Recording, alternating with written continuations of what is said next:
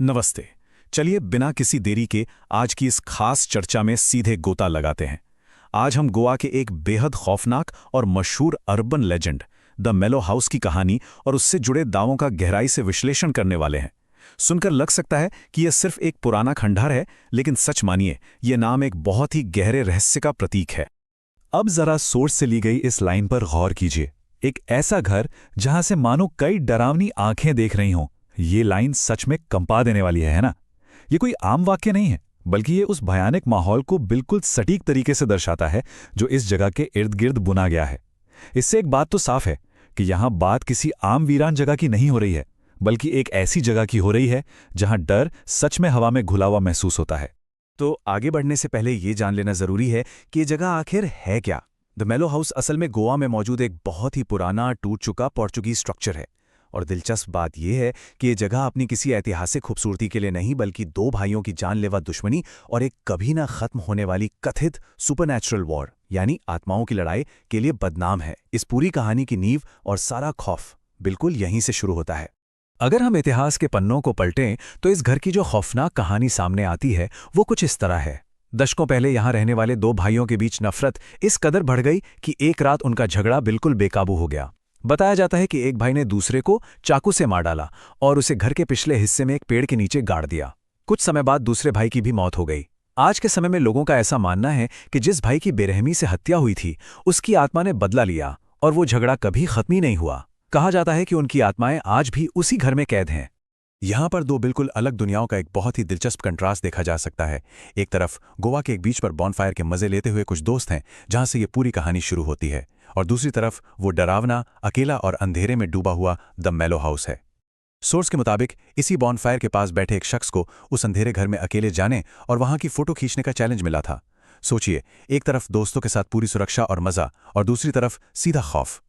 अब एक बेहद चौंकाने वाली बात, उस शख्स की उम्र क्या रही होगी जिसने ये जानलेवा चैलेंज लिया? सिर्फ 19 साल। जी हां, ये नंबर बहुत कुछ बयां करता है। 19 साल के इस लड़के का नाम समर्थ था। इस उम्र में हम सभी जानते हैं एडवेंचर का बहुत ज्यादा शौक होता है, और बस इसी एक्साइटमेंट में उसने हंसते हंसते अपने दोस्तों का वो चैलेंज मान लिया। उसे शायद इस बात का जरा भी अंदाजा नहीं था कि वो हकीकत में मौत के मुहाने पर कदम रखने जा रहा है।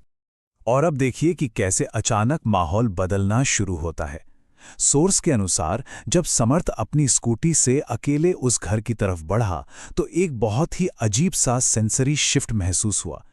तापमान अचानक से तेजी से गिरने लगा, हवा बेहद ठंडी हो गई और आसपास का वो जंगल एक खौफनाक अजीब सी खामोशी में डूब गया, जैसे वो खामोशी किसी बहुत बड़े खतरे का इशारा कर रही हो।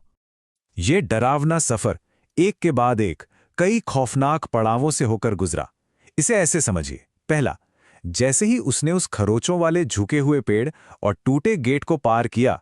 दूसरा, उसे अचानक सीने में भारीपन महसूस हुआ और सांस लेने में बेहद तकलीफ होने लगी। फिर तीसरा, वहां किसी जानवर के सड़ने जैसी भयंकर बदबू आने लगी। और चौथा पड़ाव, जो सच में सबसे ज्यादा अजीब था, हॉल की दीवारों पर बने अजीबोगरीब कार्टून जिनकी आंखें नहीं थीं बल्कि काले धब्बे थे, और वो सब मानो उसे ही घूर रहे हों। ठीक इसी पॉइंट से चीजें बिल्कुल बेकाबू होने लगती हैं। जो डर था वो अब हकीकत में बदलने लगा था। चैलेंज पूरा करने के लिए जैसे ही उसने अपने मोबाइल का सेल्फी कैमरा ऑन किया, स्क्रीन पर ठीक उसके पीछे दो परछाइयां दिखाई दीं। ऐसा लगा जैसे कोई बिल्कुल उसके पीछे खड़ा है, लेकिन मुड़कर देखने पर वहां कोई नहीं था। सिर्फ एक लंबा अंधेरा कॉरिडोर था। अब जरा उस भयानक ऑडियो स्केप की, उस आवाजों के मंजर की कल्पना कीजिए। जो चीजें दिखाई नहीं दे रही थी वो अब साफ साफ सुनाई देने लगी।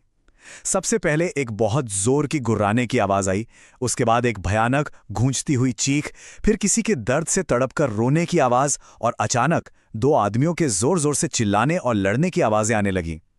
ये वो पल था जिसने कंफर्म कर दिया कि वो दो भाइयों वाली पुरानी कहानी कोई मनगढ़ंत किस्सा नहीं थी। पैनिक का पूरी तरह से अपने चरम पर पहुंच चुका था।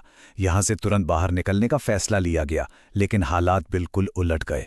एक फुली चार्ज्ड फोन अचानक से बंद पड़ गया और भागते हुए एग्जिट के पास मौजूद उस बड़े से पेड़ तक पहुंचते ही पैर मानो जमीन में जम गए। ऐसा लगा जैसे जमीन के अंदर से किसी ने पैरों को कसकर जकड़ लिया हो। पैर जमे होने के कारण जब उसने नीचे देखा तो वहां एक कब्र जितना बड़ा गड्ढा दिखा, जिसमें आधा धंसा हुआ सड़ा गला एक शरीर पड़ा था। लेकिन यहाँ सबसे खौफनाक बात क्या थी?